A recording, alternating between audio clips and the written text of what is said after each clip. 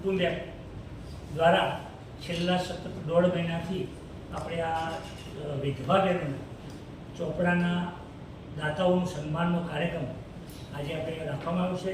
સાથે સાથે હું એક મેરેજ બ્યુરો ચલાવું છું. એ મેરેજ બ્યુરોના અંદર ગુજરાતમાંથી ઘણી બધી ફરિયાદો આવી છે કે આપણે છૂટાછેડાના લગ્નમાં ઉઘાડેલું ઘણા લોકો પૈસા માંગે 15 લાખ 20 લાખ.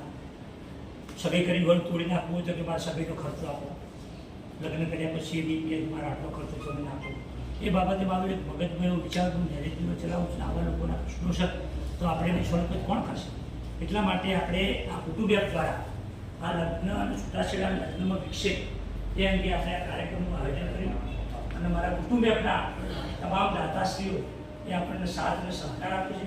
એના અનુસંધાને આપણે આ કાર્યક્રમ સુંદર શોભાવી જાય છે. અત્યારે આપણે ચોપડાના દાતાશ્રીઓનું સન્માન કરવા જઈ રહ્યા છીએ. ત્યાર પછી આપણે 1 થી 3 આ લગ્ન અને છૂટાછેડામાં વિક્ષેપ એ અંગેની ચિંતન શિબિરનું આપણે આયોજન 3 વાગે છે.